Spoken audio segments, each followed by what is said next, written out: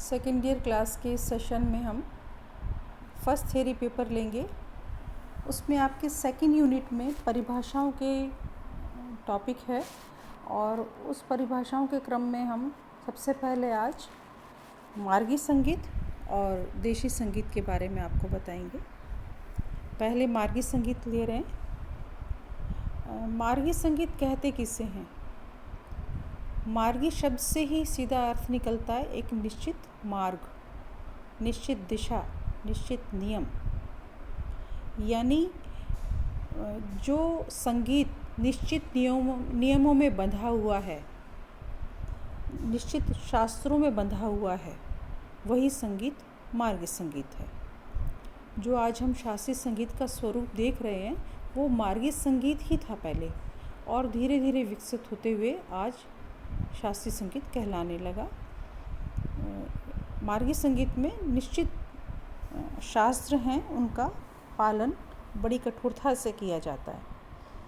हमारे विद्वानों का ऐसा अनुमान है कि ऋग्वेद में जब ऋचा गान होता था, सामगान में जब मंत्रों का उच्चारण होता था, तो वो एक निश्चित स्वर में, लय में बंधा हुआ होता था, और यज्ञों में उन्हीं के द्वारा, उन्हीं स्वरों के द्वारा मंत्रों का उच्चारण होता था। वो संगीत मार्गी संगीत कहलाया। इसको हम वैदिक संगीत भी कह सकते हैं और साम संगीत भी कह सकते हैं, क्योंकि ये संगीत जो था निश्चित नियमों में बद्ध था। इसके लिए एक मत ये भी है कि जैसे उत्पत्ति के संबंध में देवी देवताओं से संगीत की उत्पत्ति जोड़ी गई है, वैसे ही इस संगीत के बारे में भी है कि वेदों के जो रचयिता हैं ब्रह्मा जी से ये संगीत शिव जी को मिला, शिव जी से सरस्वती जी को, और सरस्वती जी से ये ज्ञान जो था नारद जी को प्राप्त हुआ। नारद जी ने आगे इसी क्रम में गंधर्व हैं, किन्नर हैं, अप्सराएं हैं, उनको ये ज्ञान दिया।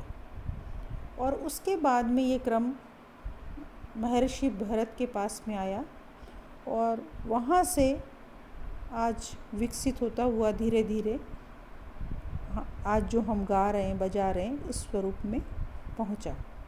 तो मार्गी संगीत से आप थोड़ा सा क्लियर हो गए होंगे कि मार्गी संगीत हम कहते किसे हैं।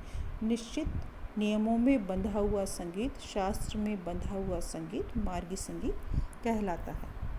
इसकी कुछ विशेषताएं हैं, वैसे मैंने स्लाइड्स में दे रखी हैं, लेकिन मैं थोड़ा सा आपको इसके बारे में भी ब्रीफ कर देती हूँ। मार्गी संगीत को साम संगीत कहा है, वैदिक संगीत कहा है।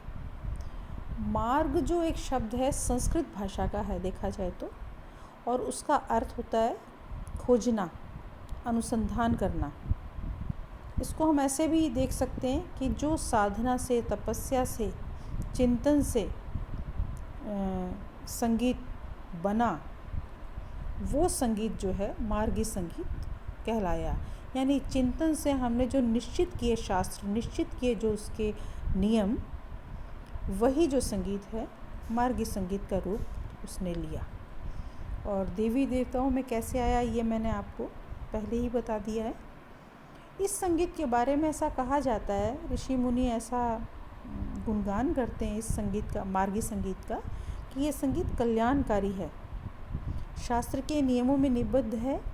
इसकी अगर हम कठोरता से अनुपालना करते हैं तो ये व्यक्ति के जीवन को, मानव जीवन को सफल बनाता है, यानी परमानंद से मिलाता है, ब्रह्म से मिलाता है, मोक्ष की प्राप्ति करवाता है। इसलिए इस संगीत को बहुत ऊंची श्रेणी का माना गया है। इसके अलावा इस मार्गी संगीत को शुद्ध शास्त्रीय संगीत माना है, जिसमें परिवर्तन नहीं किया जा सकता। इसको सनातन भी कहा गया है।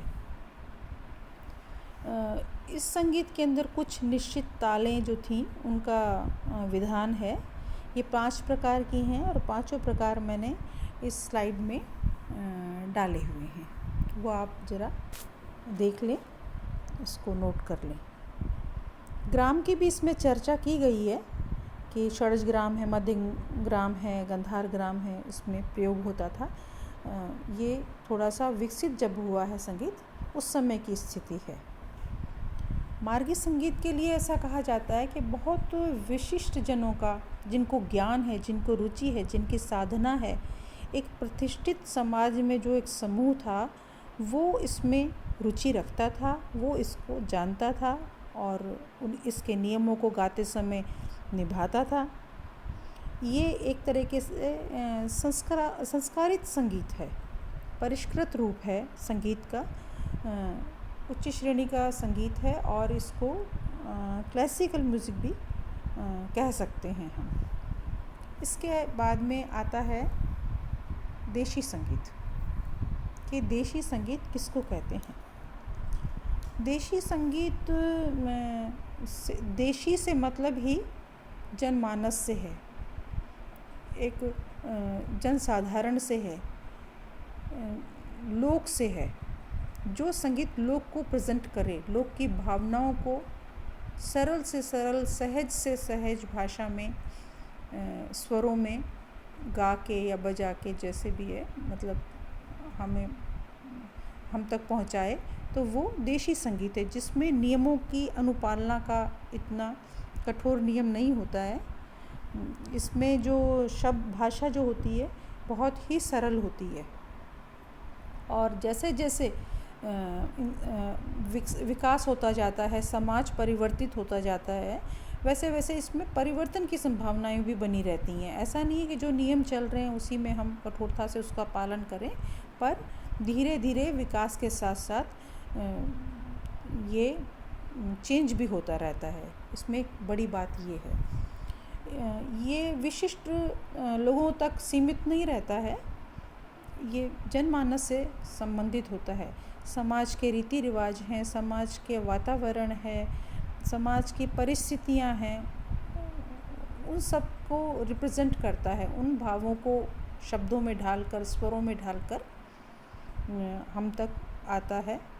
जैसे मार्गी संगीत को हम शास्त्रीय संगीत कहते हैं, वैसे ही देशी संगीत को लोक संगीत से जोड़ सकते हैं, जोड़ा गया है, जोड़ सकते नहीं, जोड़ा गया है। लोक संगीत जो है वही एक तरीके से देशी संगीत है। देशी संगीत के अंदर सिंपल जैसे जो भी हम गुनगुनाते हैं, जो धुनें शुरुआत में कुछ कम परिष्कृत होती हैं, वो धीरे धीरे धीरे धीरे उसमें निखार आता रहता है। जैसे जैसे गाते जाते हैं वैसे वैसे निखार आता जाता है, तो वो लोक संगीत का रूप लेती हैं। लोक संगीत और मार्गी संगीत आज से ही प्रचलित नहीं है, मतलब ये प्रारंभ से ही है, क्योंकि ऐसा समाज में दो समूह हमेशा रहे हैं, दोनों का विकास समानांतर हुआ है, और लोक संगीत जो है जनमानस की अभिव्यक्ति है, एक तरीके से ऐसा कहा जा सकता है। यानी समाज में, घर के आंगन में जो उत्सव हो रहे हैं, जो तीज त्योहार हैं, जो समाज का वातावरण है, उसको रिप्रेजेंट करते हैं देशी संगीत। देशी संगीत का ऐसे कोई देखा जाए तो कोई शास्त्रीय आधार नहीं होता, लेकिन हाँ, इसकी जो धुनें हैं रिदमिक भी होती हैं और बहुत प्रभावी होती हैं, दिल तक को झकझोरने वाली होती हैं, क्योंकि वो लोग से संबंधित हैं, अनपढ़ लोगों से संबंधित है, एक तरीके से कहें, जिनको संगीत के शास्त्रों का इतना ज्ञान नहीं होता, अनपढ़ लोग भी इसको सहजता से समझ पाते हैं।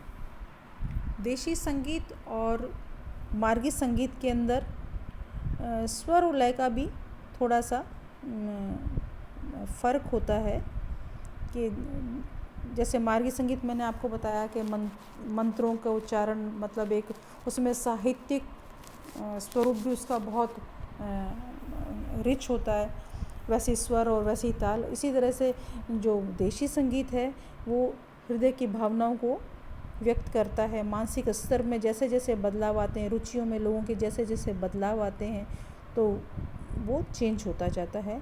प्राचीन से लेके आज तक और आगे तक ये दोनों विधाएं समानांतर चलेंगी, क्योंकि इसका एक बड़ा कारण है कि समाज में दो तरीके के लोग तो हमेशा ही रहेंगे, कोई सा भी काल हो, प्राचीन हो, मध्यकाल हो या वर्तमान हो, दो तरीके के लोग तो हमेशा ही रहेंगे। और ये दोनों विधाएं अलग अलग वर्ग का प्रतिनिधित्व करती हैं। आज हमने देशी संगीत के बारे में और मार्गी संगीत के बारे में आपको डिटेल किया है। इसमें मैंने कुछ श्लोक्स डाले हैं और उसके अर्थ भी हैं जिनमें यही बातें दोहराई गई हैं, लेकिन जैसे आप श्लोक वगैरह अगर याद कर लेंगे तो इसका जो एक मटेरियल है जो आपके पास में ये मैटर है वो थोड़ा सा रिच हो जाएगा। और संस्कृत के श्लोक्स में आप बहुत ध्यान रखिएगा कि मतलब सही याद कीजिएगा। एंड में मैं आपको थोड़ा सा ब्रीफ फिर से कर दूं कि मार्गी और देशी संगीत में जो मार्गी संगीत है नियमों में बंधा हुआ है, इससे आध्यात्म की प्राप्ति होती है। देशी संगीत जो है वो समाज को रिप्रेजेंट करता है, जनमानस से जुड़ा हुआ होता है। मार्गी संगीत के लिए कहा जाता है कि इससे हम ईश्वर की प्राप्ति कर सकते हैं। सबसे उत्तम और सरल साधन है।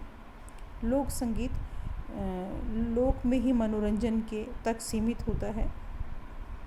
और ये संगीत की दो विधाएं हैं जो आपके सामने हैं, और आशा है कि आपको ये चीज़ें बहुत क्लियर हो गई होंगी, याद करने में थोड़ी सुविधा होगी। नेक्स्ट में हम परिभाषाओं का आगे का जो क्रम है वो लेंगे। Thank you.